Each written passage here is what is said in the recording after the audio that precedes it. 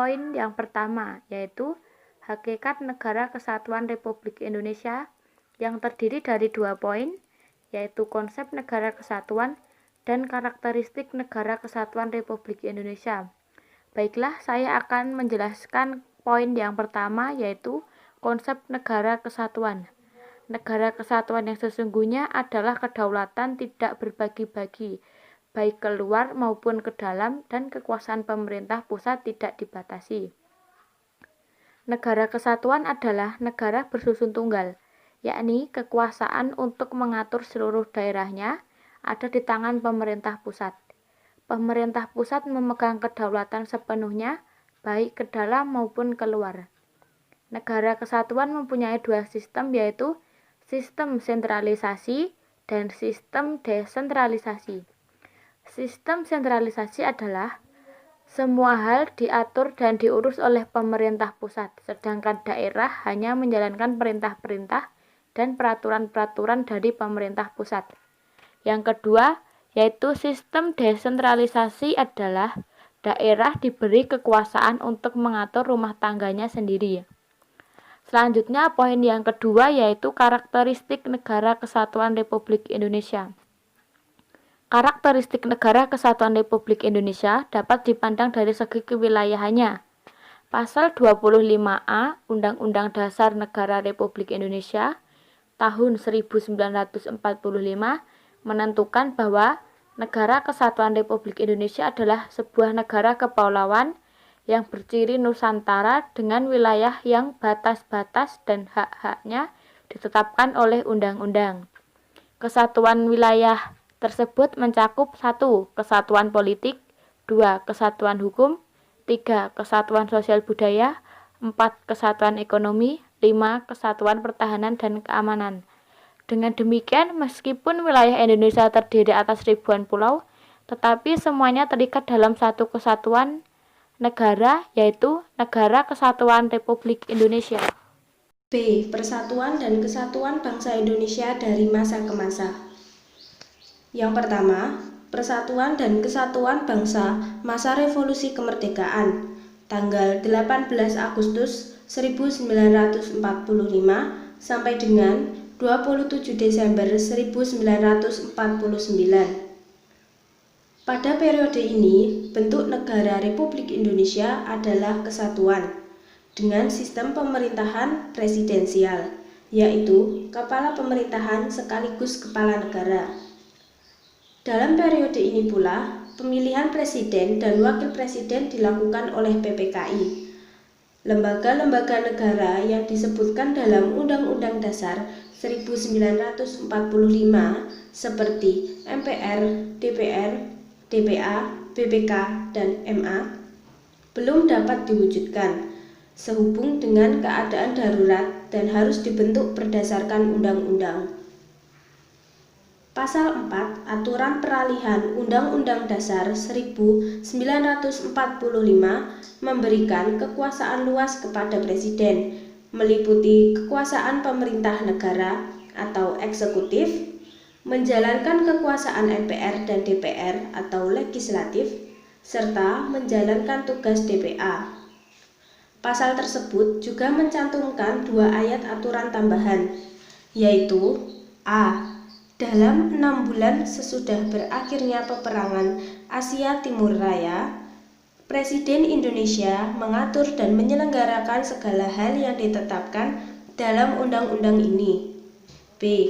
Dalam 6 bulan setelah Majelis Permusyawaratan Rakyat dibentuk, majelis itu bersidang untuk menetapkan undang-undang dasar. Untuk melawan propaganda Belanda pada dunia internasional, pemerintah Republik Indonesia mengeluarkan 3 buah maklumat. Yang pertama, Maklumat Wakil Presiden nomor 10 tanggal 16 Oktober 1945 tentang memberikan kekuasaan MPR dan DPR yang semula dipegang Presiden kepada Komite Nasional Indonesia.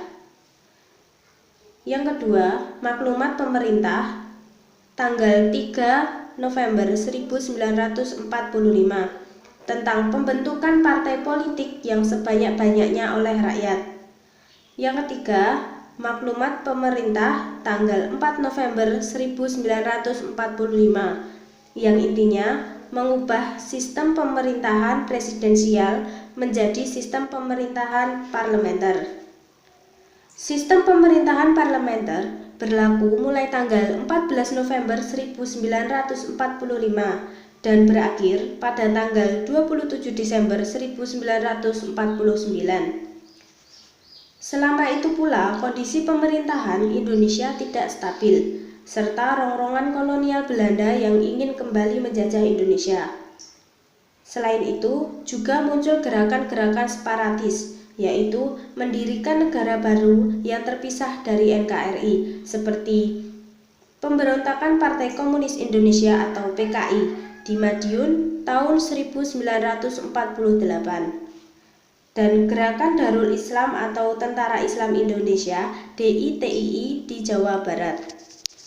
Yang kedua, Persatuan dan Kesatuan Bangsa pada masa Republik Indonesia Serikat tanggal 27 Desember 1949 sampai dengan 17 Agustus 1950. Pada periode ini, pemerintahan berbentuk republik dengan sistem pemerintahan yaitu parlementer kabinet semu atau quasi parlementer dengan karakteristik sebagai berikut. A. Pengangkatan Perdana Menteri dilakukan oleh Presiden. B. Kekuasaan Perdana Menteri masih dicampur tangani oleh Presiden. C. Pembentukan kabinet dilakukan oleh Presiden. D. Pertanggungjawaban kabinet adalah kepada Dewan Perwakilan Rakyat atau DPR, namun harus melalui keputusan pemerintah. E. Parlemen tidak mempunyai hubungan erat dengan pemerintah, sehingga DPR tidak punya pengaruh besar terhadap pemerintah. F. Presiden RIS mempunyai kedudukan rangkap, yaitu sebagai kepala negara dan kepala pemerintahan. Selain presiden dan para menteri atau kabinet, negara RIS juga mempunyai senat, yaitu DPR, MA, dan DPK. Pada tanggal 8 Maret 1950, pemerintah federal mengeluarkan UU Darurat nomor 11 tahun 1950 yang isinya mengatur tata cara perubahan susunan kenegaraan negara RIS. Sehingga hampir semua negara bagian RIS gabung dengan NRI berpusat di Yogyakarta. Pada tanggal 19 Mei 1950, dicapai kesepakatan yang dituangkan dalam Piagam Perjanjian. Dalam piagam tersebut menyebutkan bahwa NKRI menggunakan Undang-Undang Dasar baru yang merupakan gabungan dari Konstitusi RIS dan juga Undang-Undang Dasar 1945 yang menghasilkan UUDS 1950.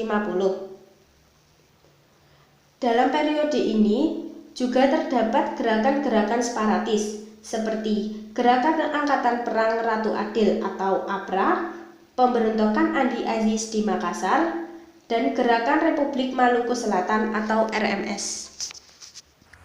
Poin ketiga B. Persatuan dan Kesatuan Bangsa pada masa demokrasi liberal 17 Agustus 1950 sampai dengan 5 Juli 1959. Pada periode ini, Indonesia menggunakan Undang-Undang Dasar Sementara Republik Indonesia tahun 1950 atau yang disebut UUDS yang berlaku mulai tanggal 17 Agustus 1950. Bentuk negara Indonesia pada periode ini adalah kesatuan yang kekuasaan dipimpin oleh pemerintahan pusat. Alat-alat perlengkapan negara meliputi Presiden dan Wakil Presiden, Menteri-Menteri, Dewan Perwakilan Rakyat, Mahkamah Agung, dan Pengawas Keuangan. Hal yang tercermin dari jatuhnya bangunnya kabinet dalam kurun waktu 1950 sampai 1959 telah terjadi 7 kali pergantian kabinet, yaitu yang pertama Kabinet Natsir tanggal 6 September 1950 sampai dengan 27 April 1951. Yang kedua yaitu Kabinet Sukirman tanggal 27 April 1951 sampai dengan 3 April 1952. Yang ketiga yaitu Kabinet Wilopo tanggal 3 April 1952 sampai 30 Juli 1950 dan selanjutnya. Telah terjadi perdebatan tiada ujung pangkal, sementara di sisi lain kondisi negara makin gawat dan tidak terkendali, yang mendorong Presiden untuk menggunakan wewenangnya, yaitu mengeluarkan Dekret Presiden tanggal 5 Juli 1959 yang berisi pembubaran konstitusi, memberlakukan kembali Undang-Undang Dasar 1945 dan tidak berlakunya lagi UUD 1950, pembentukan MPR dan DPR sementara. Pada periode ini terjadi beberapa gerakan separatisme di daerah, antaranya yang pertama yaitu Gerakan Darul Islam Tentara DITII. Yang pertama terjadi di daerah Sulawesi Selatan. Pemberontakan DITII di Sulawesi Selatan dipimpin oleh KH Muzakar. Akan tetapi pada bulan Februari 1965 berhasil ditumpas oleh TNI dan KH Muzakar ditembak mati. Yang kedua itu daerah Aceh. Pemberontakan DITI di daerah Aceh dipimpin oleh Daud Beurah yang merupakan mantan gubernur Aceh. Pemberontakan ini disebabkan oleh status Aceh yang semula menjadi daerah istimewa diturunkan menjadi daerah keresidenan di bawah Provinsi Sumatera Utara. Yang ketiga yaitu terjadi daerah Kalimantan Selatan. Pemberontakan DITI di daerah Kalimantan Selatan dipimpin oleh Ibnu Hajar yang menamakan gerakannya dengan sebutan Kesatuan Rakyat yang Tertindas. Poin 4B yaitu Persatuan dan Kesatuan Bangsa pada masa Orde Lama 5 Juli 1959 sampai dengan 11 Maret 1966. Dekret Presiden tanggal 5 Juli telah membawa kepastian di negara Indonesia. Presiden berkedudukan sebagai kepala negara dan kepala pemerintahan.